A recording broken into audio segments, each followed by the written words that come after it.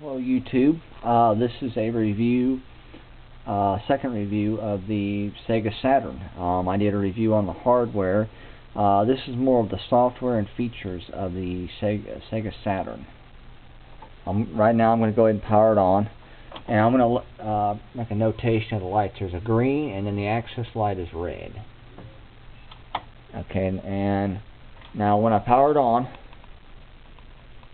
I get the Sega Saturn logo, and it don't animate it or nothing because the drive door is open. But if you notice there, it's got a full integrated menu. It's actually like the first system with a full integrated. Now it's pretty nice because you see basically the full feature of the system, where you see here basically like basic controls and our heights controls, and you see like a fully animated like jet or airplane flying around, which is pretty neat. One thing they added is only a system that's actually got anything like that in it, so when you're playing music you can actually hide controls and you get like a little bit of a visualizer.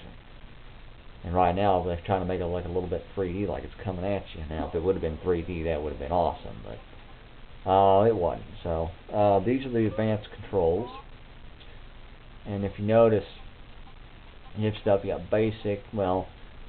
You can adjust the sound, like when you're playing a disc and stuff. It does play CDs, audio CDs. It also plays video CDs, but like I mentioned before, it's with the attachment. You also have surround sound, which is the first system with that, but it's not like full surround. It just adds a little bit of amplify to it, where it makes it like it's kind of going around the room a little bit. And then in the basic controls, if you go to the system settings, you'll see like where it says clock, language, and memory manager, and then there's other settings, and that's where all your settings are at. And now if you notice in here, I have version 1. I mentioned this was a special Model 1 with Model 2 software. Well, the Model 1 normally would have version 1.00. and the Model 2 usually has version 1.00A, and if you notice, this has version 1.00A, and it is an NTSC, so it's definitely a Model 1 with Model 2 software. But for the most part, that's about it. I mean, you got your clock and everything. I did not mention it does the Sega Netlink.